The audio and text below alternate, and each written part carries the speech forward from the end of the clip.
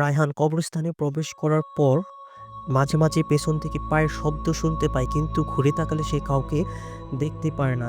হালকা একটা কণ্ঠ ভেসে আসে, চলে যা, চলে যা এখান থেকে।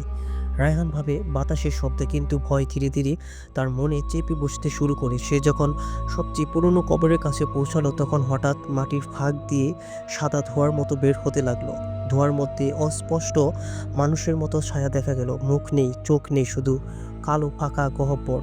ফিসফিসানি আরো বাড়তে লাগলো, কবরের মাটি কাঁপতে লাগলো। হঠাৎ এক কবর থেকে একটা হাড়ের মতো হাত বের হয়ে তার টর্চটা টেনে নিল। সে ভয় পেয়ে চিৎকার করতে গেল, কিন্তু গলা থেকে কোনো শব্দ বের হলো না। ভয়ে তার শরীরটা জমে গেল। সামনের কবর ফেটে গেল, ফ্যাকাশে মুখের এক বুড়ি বের হয়ে এলো। চোখ দুটো লাল, দাঁত নেই, মুখটা কেমন যেন বিকৃত। সে হাত বাড়িয়ে কাঁপা কাঁপা কণ্ঠে বলল, তুই কেন এলি? আমার ঘুমটা কেন ভাঙলি? তারপর একে একে বাকি কবরগুলো থেকেও আরো ছায়া বের হয়ে এলো। রায়হান দৌড়াতে চেষ্টা করলো, কিন্তু মাটির ভেতর থেকে অজস্র হাত তার পা চেপে ধরলো। চারপাশে ফিসফিসানি হাসি আর কান্নার মিশ্র শব্দ।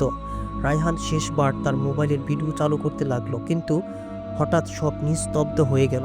পরের দিন সকালে গ্রামের মানুষরা কবরস্থানের গেটের কাছে রায়হানের মোবাইলের টর্চ আর লাঠিটা খুঁজে পেল, কিন্তু রায়হানকে আর কখনো খুঁজে পাওয়া যায়নি।